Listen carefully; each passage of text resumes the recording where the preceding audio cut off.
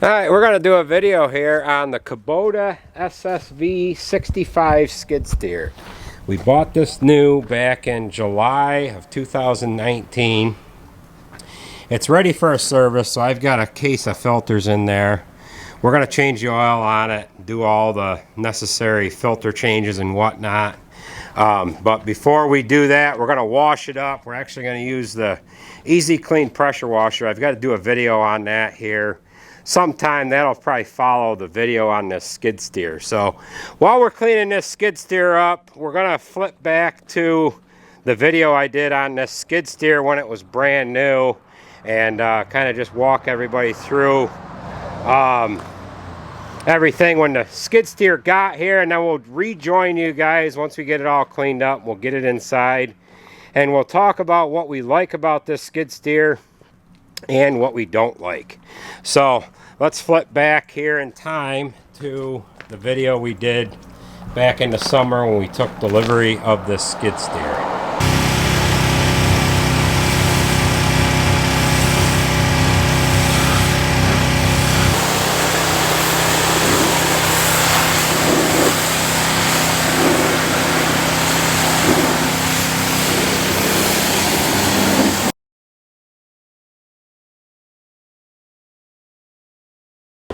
We just got this skid steer a couple days ago, and it's been in service here for a couple days now. This is an SSV 65 skid steer made by Kubota, obviously, and it's going to do the job that the 318G did, and that is it's just going to be pushing feed in. We've got a blade here that we use to push feed in, and then we've got a bucket over there and we divide feed up, and that's all this machine does in this position here on the farm.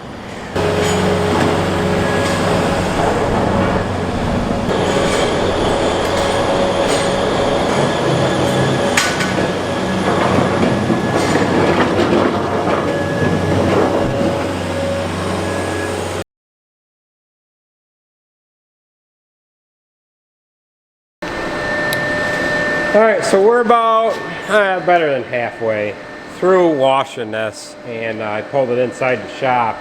And what we've got is a lot of grimy crap down in here, which you get on every skid steer. So we're going to pull the skid plate out from underneath it, and we're going to wash all that crap out of there before we actually do a service on it. Alright, we are all opened up underneath. There's two panels. There's one in the back, and that damn panel is right there. So that is good size. That is a real good size panel. A large area to open up to get all that crap to flush out from underneath the unit. And then there's another panel up into the center of the machine. That's got 4 bolts on it. I took 3 out, loosened up the one, and just swung the panel out of the way so it didn't fall off completely. And now we're just going to roll this thing back outside and continue to wash that crappy stuff out of there. It's just feed and dirt and stuff like that, but that, as you can see, that's all opened up, and then the hole is right there, right down onto the ground. So this stuff is just all going to rinse right out of there. Alright, we've got this skid steer all washed up and it's inside. We're just going to talk about what we like and what we don't like about this skid steer. This is a Kubota SSV 65 skid steer, and we've had this skid steer for about 6.5 months now. And what we use this skid steer for is to push in feed into feed alleys throughout the freestall barns. This machine does not go into manure at all. It's only a machine that is in the feed. It's got 870 hours on it. It's ready for its 3rd oil change. So we're going to perform an oil change on it here pretty quick. And we're just going to kind of talk about a few things that we like about it at the same time. Now, when I washed this machine off, I ended up taking the skid plates out from underneath it. There are 3 of them. Well, basically 2. There's one that bolts in kind of underneath the oil pan, and that is that one right there. It kind of lays in up in the front. It's got 2 bolts in the back, and that just kind of opens up the area here underneath the engine itself. Now, we had a lot of material, you know, feed and dirt and whatever kind of laying all in around the engine right here, and we needed a place for that to go. And now on the John Deeres, that's got skid plates on them too, but it doesn't open up as much as this machine does.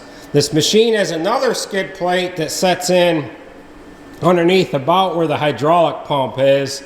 That's a 4-bolt panel, and what I did to that was I took the 3 bolts out of it and left 1 bolt in there, and I just let the panel rotate around so that I don't have to hold that panel up to get the bolts lined up. Now up front there is a rubber floor mat, if you will. That's that piece there. You can take that off of your foot pedals. This machine has foot pedals for the boom up and down and the curling of the bucket. So we got the rubber floor mat taken out. We're able to clean this whole area up here, and that of course opens right up and it drops it down into the frame of the machine, and then you're able to hose the material from there out and down through the hole that it's underneath the hydraulic pump. And then there's this panel here that goes in on the front, and then that's where the hydraulic valve is for the foot pedals right there, and that enables you to flush all that material that comes off your shoes and gets caught down in the foot pedal area. That enables you to clean all that stuff out of there, and everything is completely clean. Now on the John Deere skid steer, there's a plastic panel you can take out, and there's not much of an opening to get the debris out and wash it and whatever. There's no place for the water to really run. And what we find that we're doing on that, we find that we're hosing it out and then vacuuming it out, hosing and vacuuming and everything else. Now, as this machine gets a little bit of time on it, hours and whatnot, we're gonna have blown hoses, I'm sure, and whatnot. It just looks like, for right now, it's gonna be easy to replace them hoses when needed, and you know, to clean the machine out. It took me about an hour or so to wash this machine. It took me an hour to wash this machine out completely to where it is right now. Now I've got the cab unbolted. This cab hinges up so that you can service the hydraulic pump and get at the engine and whatnot. So we're going to raise the cab up, and then we're going to get the oil draining out of this machine and start greasing it and whatnot like that. So I'm going to set you guys down, and I've already got the cab unbolted, and we're just going to hinge that cab up.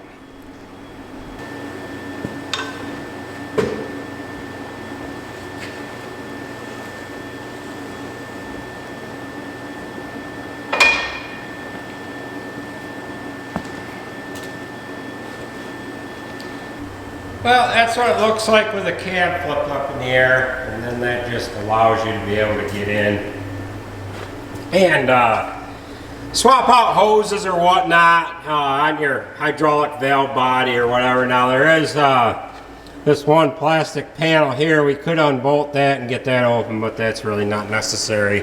Right now we don't have any reason to get in there. Got the fuse panel behind the left control handle there. And then there is a return hydraulic filter on that one side that you need to have the cab up for. And now the rest of the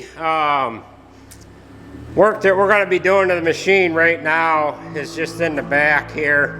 There's an oil drain hose that we're going to flop out of the way. We're going to drop that down into that bucket there. We're going to drain the oil out of it, get the oil filter off. Get the oil drained, and once we get the oil drained, we'll close everything back up, add oil to it, and then we'll run around it with a grease gun here. Alright, so we got to take this one small panel off in order to drain the oil This is just in on the back of the machine. The other panel that I have off that goes underneath the oil pan, that is just for clean out is all.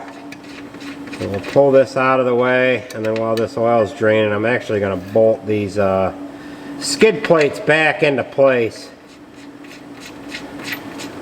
I only removed the one bolt. It's just on a little bit of a hinge there. I've already loosened up the plug itself, so we'll just pull that plug out and we'll let that drain.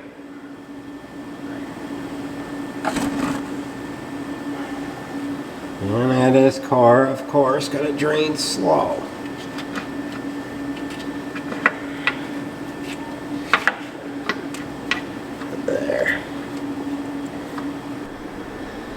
Pull this dipstick out so that'll drain faster. Alright, that's draining a little faster now. Now while that's draining, we're just going to pop the air cleaners out, and which that's right there. Slam the oil filters in, or the air filters in there, pop the oil filter off, and we'll just kind of try to stay busy while that oil is draining.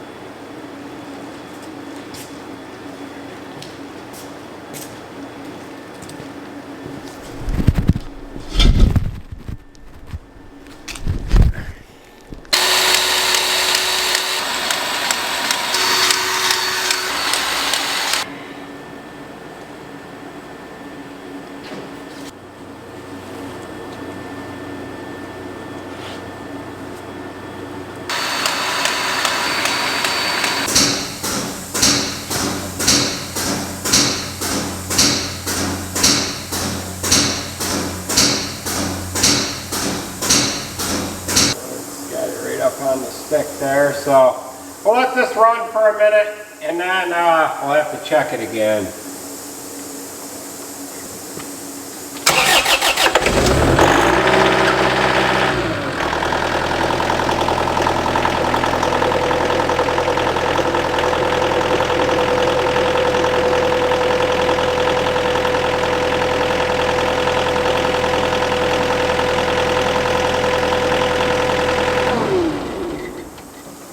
Alright, we've got the oil change all done on the skid steer. Now we're going to talk about the things we like and don't like about it. I've already addressed quite a few things that I do like about this skid steer. One thing I don't like about it is this cylinder stop. It's got a bar that you put in on top of the cylinder. It's kind of bolted to the bottom of the arm here. And in order to put that in, you've got to get out of the skid steer to put that in, or you have to have somebody right there to put it in for you, or else you're getting out of the skid steer underneath the arms. It's not the safest thing to do in the world, but it is what it is. On the John Deeres, there's just a lever in behind the cab. You get the boom up so far, and a pin comes out on each side of the cab, and the boom sets down on that. Now, another thing I don't like about it, I kind of ordered the wrong tires on this. We're not having the greatest luck with these Camso SKS 753 tires. We've had these tires on other skid steers before, and we've gotten about 1,200 hours out of them. There's 870 hours on these. We have rotated them. We rotated them a couple hundred hours ago. These front ones are about shot. There's a little bit of life left in them, but the center's bald. The back has got maybe 3/8 worth of tread in the center there. But they're going to have to be replaced here pretty quick. The Galaxy Hulks do pretty good, and we've had some pretty good luck with the Michelin bib steels. They've been pretty good as well. Now, I had said earlier, this is the first skid steer that we've had that hasn't been a John Deere. When I was a kid, we had a John Deere 170 skid steer, which was made by either Owatonna or Mustang. I can't, maybe they were the same company back then. I don't know, but back then we had an old 170 John Deere skid steer, and then we had a little 570. That was a little gas job. And we had a couple of, we had a 675, a 675B. Now the 570s and the 575s, the 675s and the 675Bs, they were made by New Holland. And John Deere and New Holland kind of had a little bit of a agreement there that New Holland would build the skid steers for them. And I think that partnership kind of went by the wayside because John Deere was selling more skid steers with the John Deere name on them than New Holland was selling with the New Holland name on it. But I don't know what happened there. But at any rate, the 200 skid steers, the 200 series that is, they were made by John Deere, like the 240s, 250s, 60s, 270, maybe there was a 280. I think the 280 was the biggest one. We had a 240, a 250, a Series 2, 250, and then after that I bought, I don't know if they were all 317s for a while, and then 318s, and then 318Ds and E's, and what are we, G now? I don't know what they're at now, but we've got a 318D, a couple of E's, a G. They've been decent skid steers. Now the 200 series, they were horrible. We had a lot of bad luck with those with hydraulic hoses because the hoses ran, they kind of laid in the belly of the machine, they vibrated, and you got any amount of hours on them and you were blowing hoses left and right. We've had some engine trouble on 318s here recently, but we've got a lot of hours on them too. We got 7,000 and 8,000 hours on them. Again, this one's got 870 hours on it, and it's been a good machine so far. Let's see how it does once we get up to 3,000-4,000 hours. Now, on this hydraulic coupler, or on the detaching bracket here, it's a hydraulic cylinder. I like that idea. It's a stronger setup. You don't have wires that are breaking. You've got just, regular hydraulic hoses. You've got an actual hydraulic cylinder there and not a damn actuator. On the John Deeres, we're having trouble with the wires breaking all the time. And we're having trouble with those failing. This skid steer here, it has the door on it. I don't know if I can get it up in here. Oh, it's unlocked. Yeah, it's unlocked. Now the door, you can operate this skid steer with the door up. It's not unlocked. Oh, there we go. So you can operate this skid steer with the door up or down. Now you can pin the door up and leave it up and operate it that way, or you can choose to shut the door and it operates that way. You don't have a door swinging out into the boom area here. We run an angled blade on this skid steer to push feed in, and we have to have that. We got to make sure we have the skid steer boom all the way down, and you're more or less putting it all the way down and the front tires are up in the air in order to get the skid steer door open. And sometimes if the skid steer leaks, it would be up a little bit. They have trouble with the door on the other skid steers, and it's just a mess. And then them John Deere skid steers, when the door opens, it does rest against this cylinder, and we've broke quite a few doors on the John Deere skid steers. So that door is a plus. The coupler on the quick attach is a plus. The underneath, getting them skid plates all off underneath, enabling you to get that damn thing cleaned out. You know, you can just douche that thing out, and everything comes right out them big holes underneath. It's easy to get to the oil filter and the oil fill and the oil drain. The John Deere skid steer is just as good as far as serviceability that way. This is comparable in size to our 318 skid steers that we have. We don't carry a lot of weight with this. We run a 7-foot bucket on it, and we might transfer feed around into freestall a little bit. And the only amount of weight that these skid steers that we have that are carrying is 2 big bales, which they're not heavy. They're only about 600, 700, 800 pounds a piece, and it handles them fine. But this has the 2-speed on it, but I've got the high speed locked out so that the guys ain't going too fast pushing feed in. We like this somewhat smaller machine to push feed in with, because what we do is we end up getting crossways of the feed alley to pick feed up against the curb, and we need that short wheelbase so that we're not rubbing the headlocks with the back of the machine. You can see this has got some spots in it where they've grazed up against stuff. Now, I did have one viewer say that the lights ain't worth the darn on the back of this machine. Now, we have not noticed that. We're usually in the barn with it when it's dark, and you know, we've got lighting in the barn. There's not a lot of outside work that we're doing with this skid steer here. But other than that, it's basically a good machine. I wouldn't say anything bad about John Deere. You know, I wouldn't steer anybody away from John Deere. We just like this machine. It's working out really well for us.